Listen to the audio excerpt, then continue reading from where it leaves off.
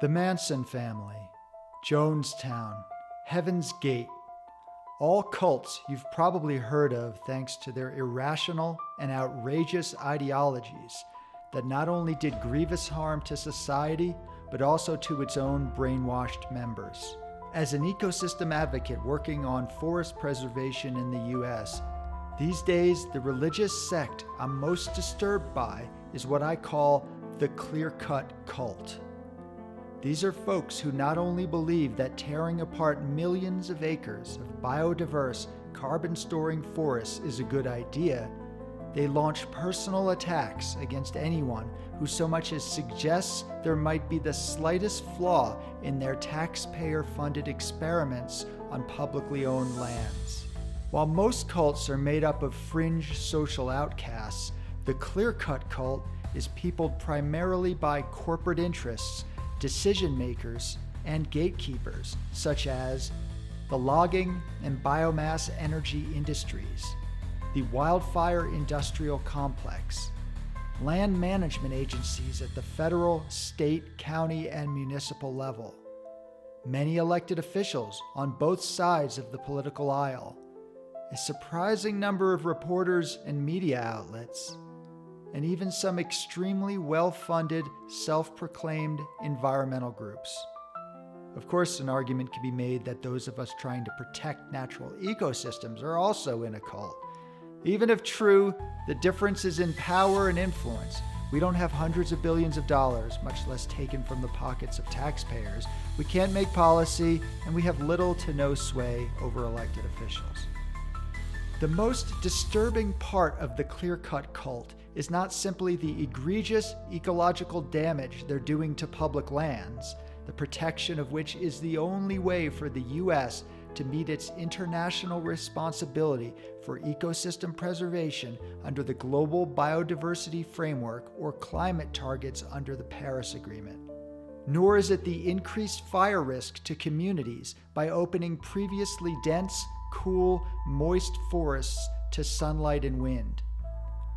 No, my biggest beef with the CLEARCUT Cult, and why I truly do believe it's a cult, is its members' outright denial of the validity, or sometimes even the existence of, any of the several hundred scientific studies, whether independent and peer-reviewed or from the agencies themselves, that point to either the limited effectiveness or counterproductive nature of cutting down forests to supposedly save homes from burning.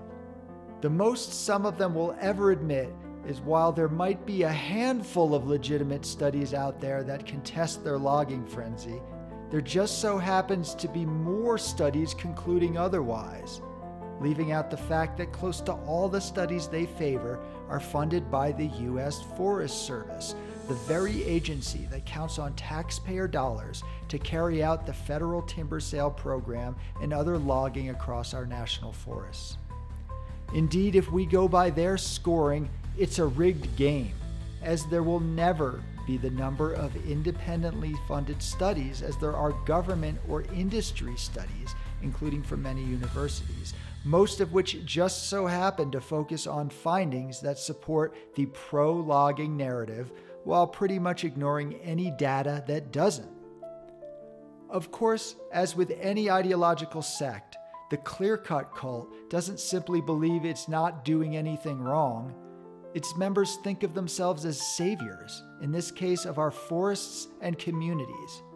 which is probably why they simply cannot stand any criticism whatsoever, but will go to great lengths to try to stomp it out to avoid an honest debate, including whisper campaigns, personal attacks, some of which may go so far as to be considered defamation in a court of law, and blacklisting. How far does the CLEARCUT Cult take this delusion?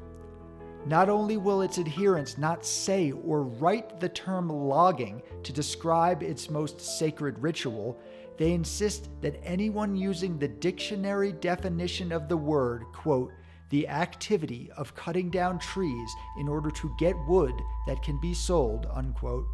instead of their euphemisms, is a liar not to be trusted, listened to, or even allowed to meaningfully engage in participatory democracy. Talk about psychological projection, eh? Okay, so the CLEARCUT Cult wants to keep siphoning billions of taxpayer dollars to log potentially hundreds of millions of acres of biodiverse, carbon-storing forests while increasing the risk of losing homes and lives to wildfire. What about the grievous harm to its own brainwashed members that I mentioned in the first sentence? Right now, the Orwellian, quote, Fix Our Forests Act, which some call F Our Forests, being pushed through Congress, seeks to ramp up logging by further gutting the Endangered Species Act and National Environmental Policy Act, largely under the guise of, quote, wildfire fuel reduction and phony, quote, forest health. And if that's not explicit enough, Trump's executive order of, quote, immediate expansion of American timber production, unquote, and the Secretary of Agriculture's subsequent memo sacrificing 112 million acres, 59% of national forests, to, quote, emergency logging, is cynically and nakedly exploiting fire hysteria to get out the cut in a way we've never seen before. In other words, these actions harm members of the CLEARCUT Cult itself by chipping away the last thin veneer of credibility from their own crumbling institutions, whether it's Congress, government agencies like the Forest Service, and the media, all of which will now increasingly be dismissed by large swaths of the American public as untrustworthy, corrupt, or wholly illegitimate. And at this point, I'd say rightly so.